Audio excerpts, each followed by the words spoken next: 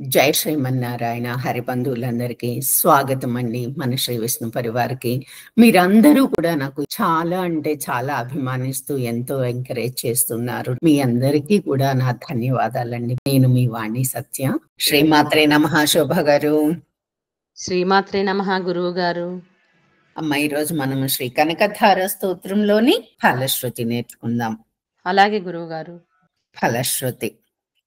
స్తువంతి యే స్తువంతి యే స్తువంతి యే స్తుతిభిర్ స్తుతిభిర్ స్తుతిభిర్ అమోభి అమోభి అమోభి రన్వహం రన్వహం రన్వహం అమోభిరన్వహం అమోభిరన్వహం అమోభిరన్వహం స్తుతిభిర్ అమోభిరన్వహం స్తుతిభిర్ అమోభిరన్వహం త్రయీమయీం త్రయీమయీం త్రయీమయీం త్రిభువన త్రిభువన త్రిభువన మాతరం మాతరం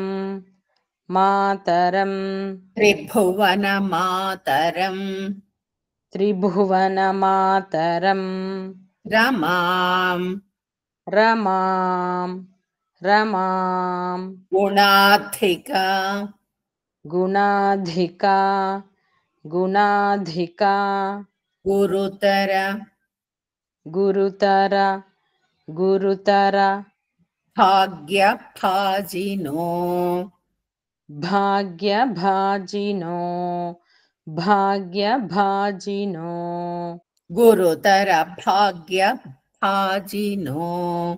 గురుతర భాగ్యభాజినో భవంతి తే భవంతి తే భవంతి తే భువి భువి భువి భవంతి తే భువి భవంతి తే భువి బుద్ధ బుద్ధ బుద్ధ భావితాశయాః భావితాశయాః భావితాశయాః బుద్ధ భావితాశయాః బుద్ధ భావితాశయాః బుద్ధ భావితాశయాః.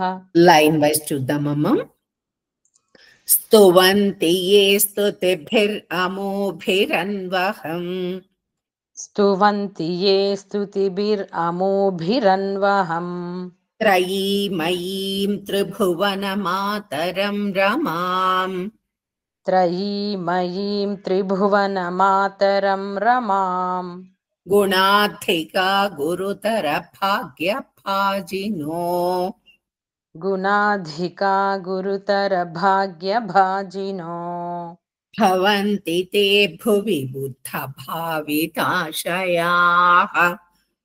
భవంతి తే భువి బుద్ధ భావితాశయాః.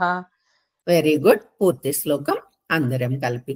స్తువంతి యే స్తుతిభిర్ అమోభిరన్వహం త్రయీమయీం త్రిభువన మాతరం రమాం గుణాధికా గురుతర భాగ్యభాజినో భవంతి తే భువి బుద్ధ భావితాశయాః. అమ్మ, ఇది ఎవరు రచించారు అనేది లాస్ట్ 2 లైన్లు చూద్దాం. సువర్ణధార సువర్ణధారా సువర్ణధారా స్తోత్రం స్తోత్రం స్తోత్రం సువర్ణధారా స్తోత్రం సువర్ణధారా స్తోత్రం యశ్చంకరాచార్య యశ్చంకరాచార్య యశ్చంకరాచార్య నిర్మితం నిర్మితం నిర్మితం యశ్చంకరాచార్య నిర్మితం యశ్చంకరాచార్య నిర్మితం త్రిసంధ్యం త్రిసంధ్యం త్రిసంధ్యం యః పఠేన్నిత్యం యః పఠేన్నిత్యం యః పఠేన్నిత్యం స కుబేర సకుబేర సకుబేర సమో భవేత్. సమో భవేత్ సమో భవేత్. Very good. లైన్ వైజ్ చూద్దాం. సువర్ణధారా స్తోత్రం సువర్ణధారా స్తోత్రం యశ్శంకరాచార్య నిర్మితం యశ్శంకరాచార్య నిర్మితం త్రిసంధ్యం యః పఠేన్నిత్యం త్రిసంధ్యం యః పఠేన్నిత్యం స కుబేర సమో భవేత్. సకుబేర సమో భవేత్. Very good. అందరం కలిపి పూర్తి శ్లోకం.